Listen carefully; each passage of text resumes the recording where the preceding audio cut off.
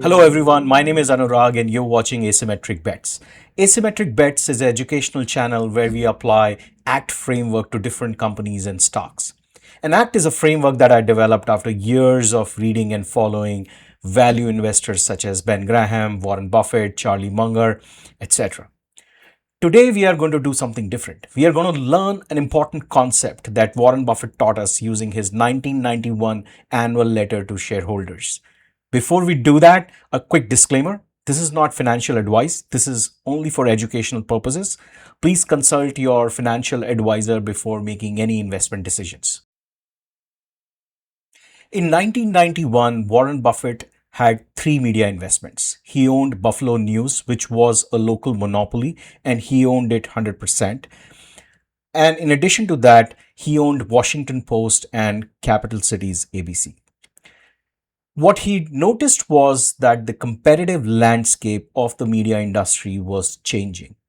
If I were to quote his words, he said, "The economic strength of once mighty media enterprises continues to erode as retailing patterns change and advertising and entertainment choices proliferate."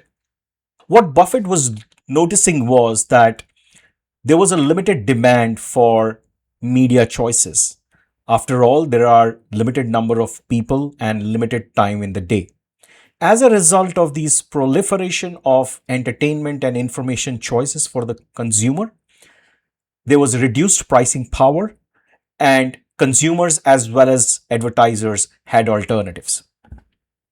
And then Warren went on to give a framework to differentiate two kind of enterprises. One are economic franchises and two are businesses. As per him, an economic franchise is a product or service that is needed and desired by the consumers. Secondly, it's a product or service for which there is little to no choice in terms of consumers' mind. And thirdly, there is no price regulation for that product or service. As a result of this, the economic franchises hold pricing powers. They can increase the price of their product and services and generate higher returns on their capital.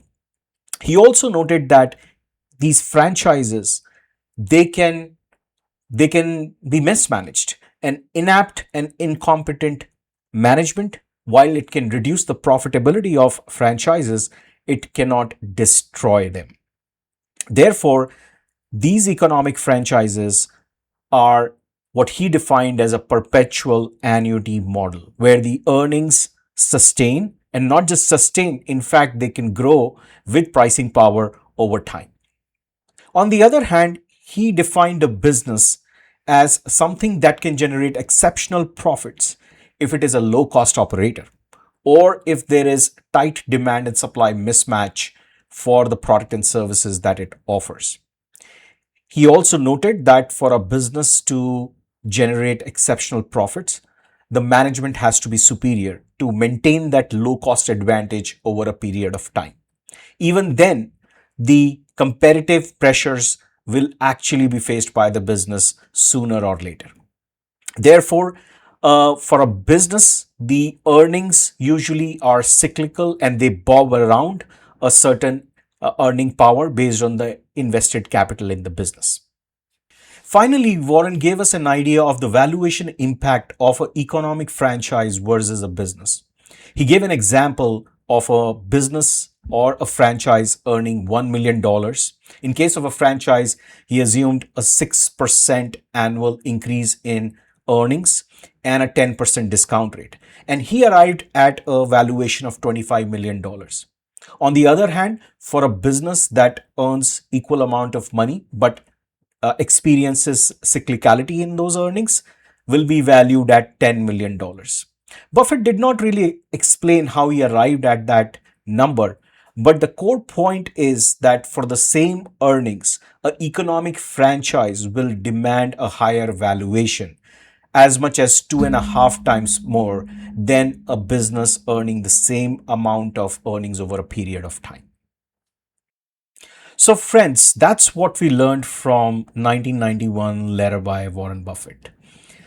It certainly got me thinking about my portfolio, and I'm already thinking which of the businesses that I own are actually franchises and which of them are ordinary businesses.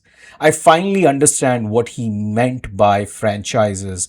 And he used this term several times in different interviews. So, this was a revelation for me. Let me know what you think about this. And if you are interested in learning more such concepts, please do like and subscribe to this channel. Thank you for watching.